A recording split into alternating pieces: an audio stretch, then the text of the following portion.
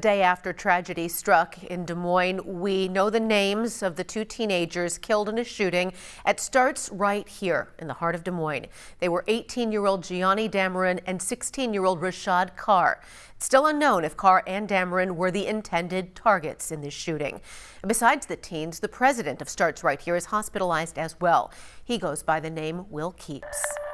William Holmes, also known as Will Keeps, went into surgery this morning after being taken to the hospital following the shooting. Now, here's some background on Will Keeps. Keeps says as a teenager in Chicago, he was involved in a local gang. He moved to Des Moines in his 20s for a fresh start. He now uses his experiences and his music to help give back to the community. Today, his family issued a statement.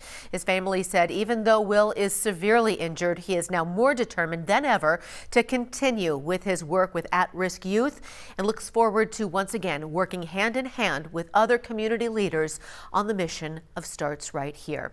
Will Keeps has also worked with Governor Reynolds on several initiatives across the city. Today, she shared an emotional reaction to his condition.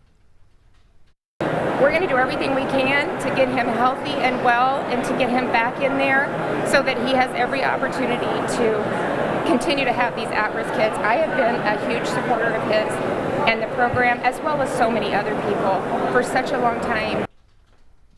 Although 3 suspects were originally arrested, 2 of them have been released with no charges. 18-year-old Preston Walls facing 3 charges, including 2 counts of first-degree murder. Police say he had a handgun with an extended magazine and cut off an ankle monitor just minutes before the shooting. Walls is also facing a criminal gang participation charge, raising further questions about possible gang affiliation in these murders. New information tonight about the shooting at the Starts Right Here Education Center. Local 5's Nora J.S. Reichart joins us now as this investigation unfolds. Stephanie, court documents filed earlier today are starting to paint more of a picture of what led up to yesterday's fatal shooting.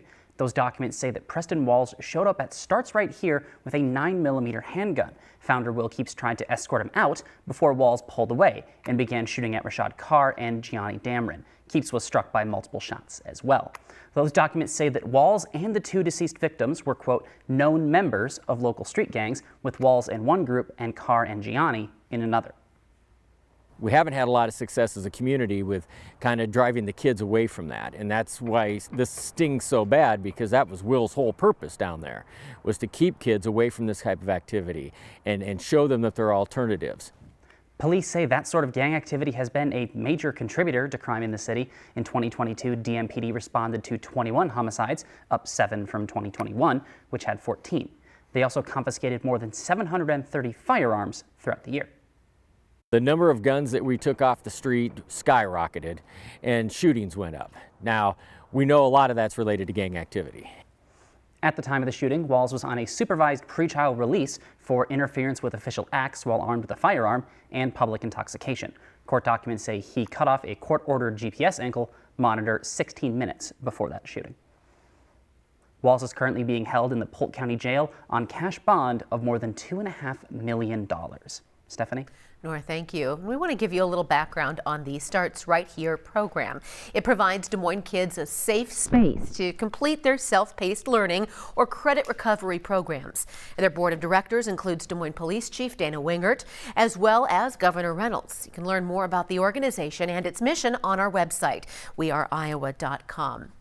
Now, the board of directors of Starts Right Here released a statement saying they are heartbroken and angry that 2 of their students were shot and killed. Classes are canceled for the rest of the week. Grief counseling for students was also available today at the Kurtz building.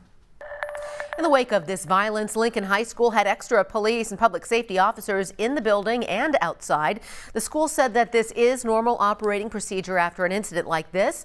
They say there is no known threat to the building, staff, or students.